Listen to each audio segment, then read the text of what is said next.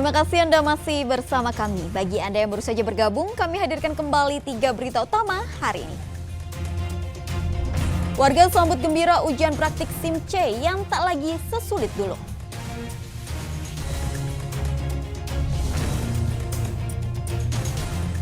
Dua bulan alami kekeringan, warga desa Selangit, Kabupaten Cirebon menyerbu kiriman air bersih.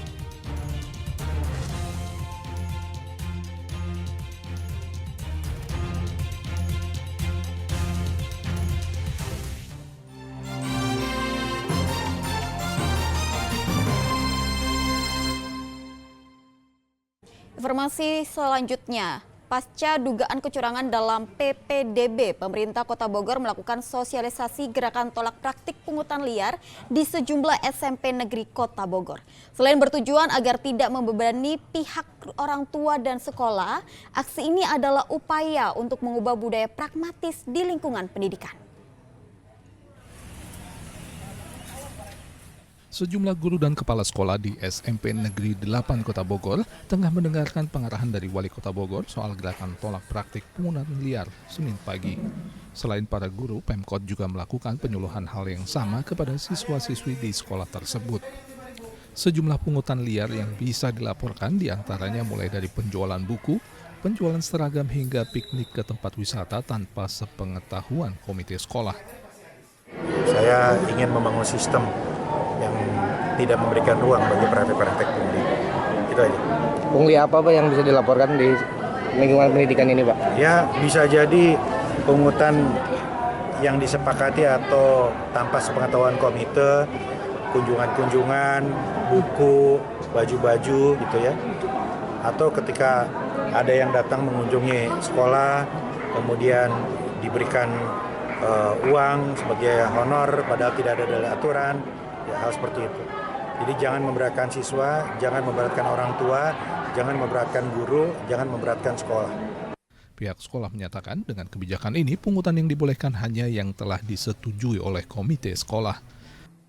Jadi tidak ada lagi pungutan liar istilahnya ya, kecuali tadi Pak Wali pun mengatakan bahwa kecuali ada hal-hal yang urgen ya, yang memang kebutuhannya bukan untuk guru atau kepala sekolah, tapi dikembalikan fasilitas itu untuk kepentingan anak-anak belajar. Itu barangkali kan saya selaku kepala sekolah bisa berkoordinasi dengan komite sebagai jembatan kepada orang tua. Pemkot Bogor memasang spanduk dan menyediakan nomor pengaduan di 0852 1845 1813 apabila menemukan praktik pungli di lingkungan sekolah. Iwan Kurniawan melaporkan dari Kota Bogor. Sejumlah Polres di wilayah Jawa Barat sudah mulai melaksanakan ujian praktek SIM C untuk sepeda motor menggunakan lintasan yang baru. Lintasan ujian SIM C baru ini tidak lagi memasukkan trek angka 8 dan zigzag yang selama ini dikeluhkan oleh pemohon SIM. Disaksikan oleh Kapolda Jawa Barat, sejumlah pemohon SIM C alias surat izin mengemudi untuk sepeda motor di Polresta Bandung menjalani ujian praktik di lintasan dengan desain baru yang tidak lagi memasukkan trek berbentuk angka 8 dan zigzag. Pemohon SIM C yang sudah berkali-kali gagal pun kali ini berhasil lulus. Itu susah sebelumnya Pak, apalagi pas ada angka 8 dan zigzag. Sebelumnya udah gagal berapa kali? Saya udah 4 kali gagal Pak. Iya. Jadi pas nyoba gimana? Alhamdulillah mudah, tapi ada Bapak Kapolda jadi grogi. Ujian praktik SIM C dengan lintasan baru juga mulai diberlakukan di Polres Sumedang sejak Senin lalu. Sebelum melakukan ujian praktik SIM C, pemohon diberikan arahan terlebih dahulu oleh petugas terkait tata cara dan peraturan ujian praktik, seperti cara pengereman dan berhenti. Meski lintasan praktik lebih lebar, tak semua peserta bisa lulus. Sebagian sempat kesulitan saat melintasi tikungan tajam dan putaran balik, namun pemohon merasa senang akhirnya bisa lulus ujian SIM C. Cukup susah sih. Sulitnya kenapa Kang? Sulitnya yang tikungan itu, yang tikungan tajam. Kalau sebelumnya udah pernah ikut ujian SIM yang sebelumnya atau? Belum sih. Tapi lulus tadi ya langsung ya? Alhamdulillah lulus. Tapi lulus nggak tadi? Alhamdulillah lulus. Tapi pas percobaan tadi gimana? Ada sempat beberapa kali gagal sih. Apa susahnya sih tadi Di prakteknya? pas belokan itu doang sih. Yang letter U itu? Iya. Meski dinilai lebih mudah, lintasan uji praktik SIM-C yang baru ini tetap menguji kemampuan pengendara sepeda motor dan lebih menekankan soal pengetahuan tata tertib berlalu lintas di jalan. Dan tentunya ini sebagai bentuk pelayanan kami dari pihak kepolisian khususnya bagi pemohon SIM sehingga lebih memudahkan, lebih memahami dengan tidak melupakan intinya itu memperhatikan keselamatan. Ya, jadi pemohon SIM itu bukan hanya sekedar surat keterangan saja, namun juga sebagai bukti uji kompetensi bahwa yang bersangkutan layak, siap untuk mengendarai kendaraan bermotor. Di Polresta Bogor Kota, lintasan baru ujian praktik SIM-C dipuji sebagian pemohon SIM-C yang sudah pernah merasakan ujian praktik dengan lintasan lama. Lintasan baru ini dinilai lebih mencerminkan apa yang bakal dihadapi pengendara sepeda motor di jalanan umum. Soalnya sebagai orang yang pengen mengajukan SIM-C, tes praktek itu salah satu tes yang paling susah ya menurut orang-orang. Saya juga pernah pakai trek yang lama dan kebetulan gagal juga. Jadi kayak saya senang sekali dengan adanya trek ini karena saya rasa ini jauh lebih mudah. Tapi selain jauh lebih mudah, ini jauh lebih relevan dengan kondisi yang ada di lapangan nanti. Seperti misalkan di jalan-jalan, saya rasa ini jauh lebih suitable daripada yang angka 8 itu. Meski dinilai lebih mudah, tapi masih ada saja yang tidak lulus ujian praktik. Saya sebelumnya latihannya selalu di lintasan lurus, tidak di gang-gang sempit aja gitu. Tadi ada kegagalannya di mana tadi, di tikungan apa? Di tikungan pertama dari rem aja. Tapi secara ini lebih mudah ini ya? Iya, lebih mudah. Untuk memfasilitasi pemohon SIM-C, aparat Satlantas Polresta Bogor Kota juga membuka layanan bagi masyarakat untuk berlatih sendiri dan mengikuti pelatihan gratis di lintasan uji praktik. Untuk dalam pelaksanaan praktek, ya, ini bagi masyarakat yang belum berhasil itu bisa mengulangi ya, ujian praktek tersebut. Kemudian di setiap hari ini diberikan kesempatan untuk latihan, ya, untuk latihan antara jam 14 sampai jam 16 ya, menggunakan sirkuit ini. Perubahan lintasan ujian praktik SIM-C tersebut akhirnya dilakukan Polri setelah mendapatkan protes dari masyarakat yang membandingkan ujian praktik SIM-C di Indonesia dengan sejumlah negara lain seperti Jepang, Singapura, dan Taiwan yang lebih menekankan uji praktik berupa kepatuhan terhadap rambu dan lampu lalu lintas serta pembatasan kecepatan berkendara. Tidak seperti di Indonesia yang menggunakan lintasan angka 8 dengan lebar dan radius putar sempit serta jalur zigzag. Tim Liputan melaporkan.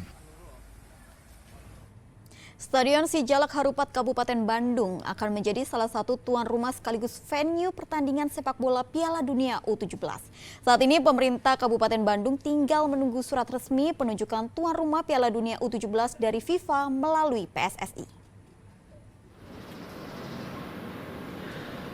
Stadion Sijalak Harupat di kawasan Kutawaringin, Kabupaten Bandung hampir dipastikan bakal menjadi salah satu tempat pertandingan Piala Dunia usia 17 bulan November mendatang.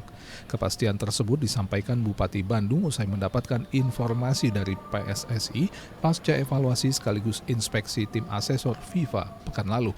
Namun pemerintah kabupaten masih menunggu surat resmi penunjukan tuan rumah dari FIFA melalui PSSI yang dijadwalkan keluar pekan ini. Sijalak Harupat bisa menjadi salah satu tempat tuan rumah. Semoga dalam hal pelaksananya ini bisa berjalan dengan sesuai harapan, dan juga saya juga nanti akan lebih koordinasi tentang kesiapan dan termasuk apa-apa saja yang kira-kira perlu kita tambah, terutama dalam hal penyediaan misalkan toilet ataupun pagar yang keduanya, dan juga dengan Pak Kapolres, dengan Pak Dandim, dalam rangka persiapan untuk menyiapkan, kan ini merupakan suatu keinginan Pak Presiden juga bahwa ini harus sukses dan Indonesia menjadi tuan rumah yang tentunya saya berharap warga masyarakat Kabupaten Bandung khususnya jadilah tuan rumah yang sopan, jadilah tuan rumah yang tentunya santun, sehingga para supporter yang akan hadir di Kabupaten Bandung dan Jawa Barat ini bisa melaksanakan menontonnya dengan nyaman dan aman dan tentram. Selain Stadion Sijalak Harupat, 3 stadion lain juga akan menjadi tempat pertandingan Piala Dunia U17, yaitu Stadion Manahan Solo, Jakarta International Stadium atau JIS, dan Stadion Gelora Bung Tomo Surabaya. Pada pekan lalu, keempat stadion termasuk Stadion Sijalak Harupat yang berkapasitas 27.000 tempat duduk ini sudah diinspeksi oleh tim FIFA. Inspeksi meliputi pemeriksaan sarana dan prasarana stadion, mulai dari rumput, tribun penonton, sarana penunjang seperti ruang VVIP, toilet hingga area parkir. Stadion Sijalak Harupat sudah direnovasi sejak penunjukan Indonesia menjadi tuan rumah Piala Dunia U20 sebelum akhirnya penyelenggaraan dibatalkan. Pemerintah menggelontorkan biaya hampir 115 miliar rupiah untuk renovasi. Muhammad Abbas melaporkan dari Kabupaten Bandung. Kegiatan donor darah massal digelar PMI Kabupaten Tasikmalaya di gedung DPRD. Donor darah massal diselenggarakan dalam upaya untuk memenuhi kebutuhan stok darah PMI. Ratusan warga Kabupaten Tasikmalaya dari berbagai komunitas dan kalangan berbondong-bondong mendatangi gedung DPRD Kabupaten Tasikmalaya. Mereka datang untuk mengikuti kegiatan donor darah massal yang digelar PMI Kabupaten Tasikmalaya.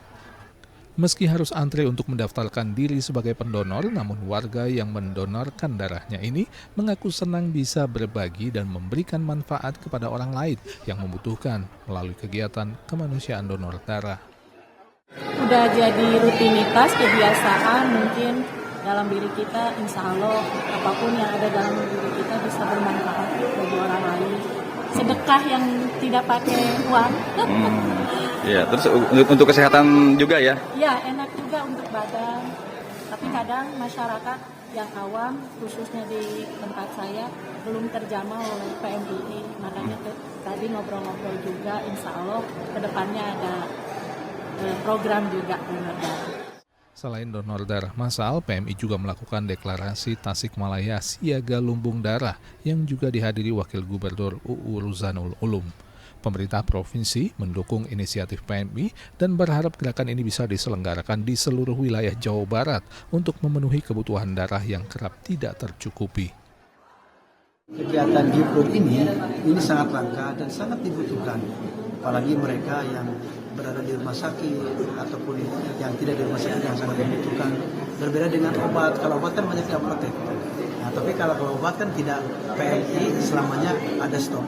Nah ini sangat luar biasa, itu sangat mendukung dan juga harapan kami masyarakat bisa tergerak hatinya untuk memberikan donor darah.